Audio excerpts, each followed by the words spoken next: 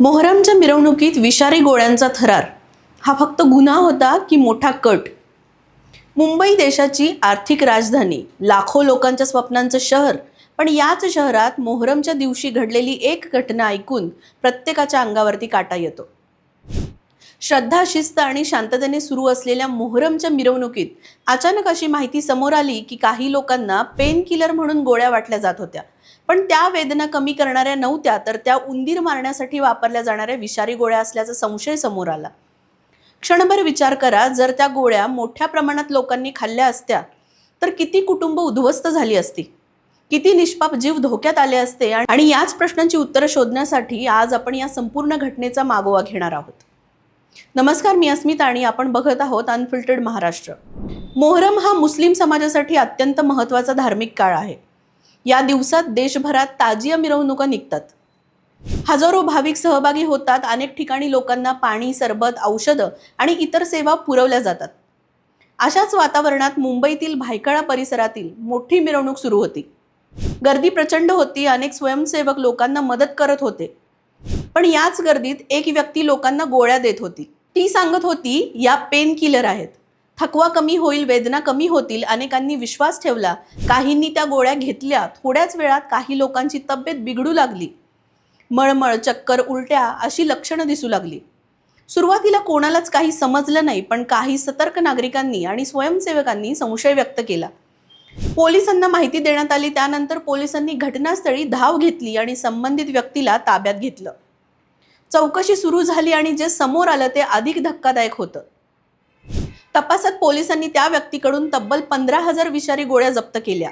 एवढंच नाही, तर त्याने जवळपास 30,000 गोळ्यांचा साठा केल्याची माहितीही समोर आली. म्हणजेच हा प्रकार अचानक घडलेला नव्हता.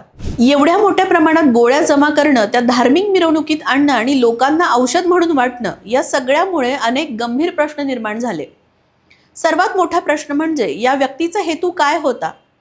हजारो लोकांना लक्ष करण्याचा कट होता का, की आर्थिक फसवणुकीचा किंवा वैयक्तिक कारणामुळे केलेला गुन्हा होता? पोलिसांकडून याचा तपास सुरू आहे. त्यामुळे अंतिम निष्कर्ष तपास पूर्ण झाल्यानंतरच स्पष्ट होईल. सध्या उपलब्ध माहितीनुसार संशयिताची चौकशी सुरू असून त्याच्या पार्श्वभूमीची आणि संभाव्य हेतूची तपासणी केली जात आहे. त्यामुळे कोणताही निष्कर्ष गृहीत धरणं योग्य ठरणार नाही. या प्रकरणात एक गोष्ट मात्र निश्चित दिसते, पोलिसांनी वेळेत कारवाई केली नसती तर परिस्थिती खूप गंभीर बनली असती. मोठ्या धार्मिक कार्यक्रमांमध्ये हजारो लोक असतात. अशा ठिकाणी लोक एकमेकांवरती सहज विश्वास ठेवतात. कोणीतरी औषध देत असेल, पाणी देत असेल, मदत करत असेल तर ते स्वीकारलं जातं.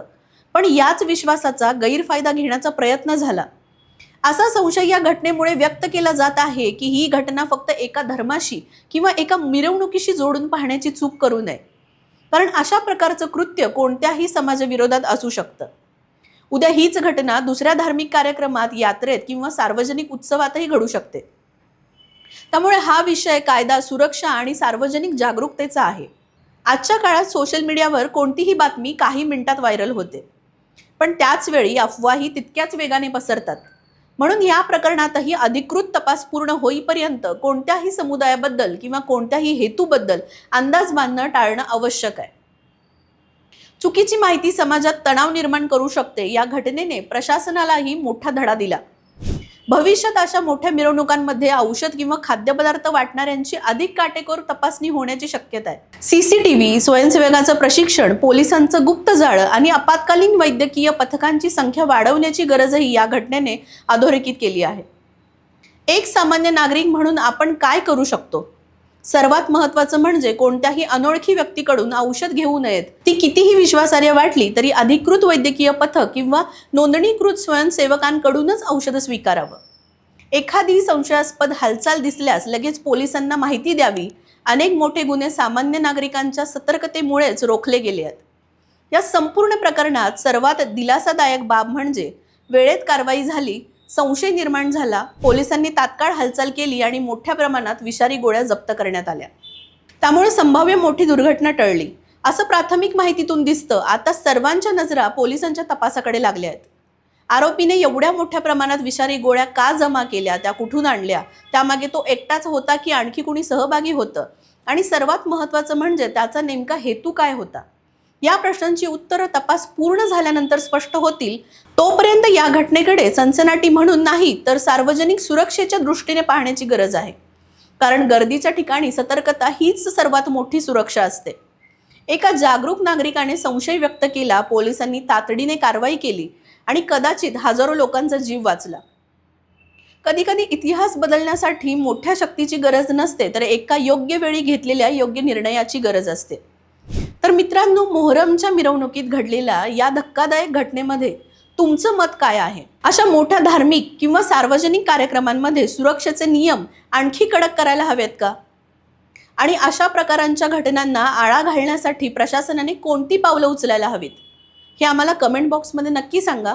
व्हिडिओ आवडला असेल, माहिती उपयुक्त वाटली असेल तर व्हिडिओला लाईक करा, आपल्या मित्रांपर्यंत शेअर करा आणि अशाच सखोल विश्लेषणांसाठी आमच्या यूट्यूब चॅनलला सबस्क्राईब करायला विसरू नका.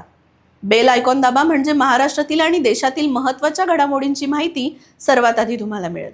धन्यवाद.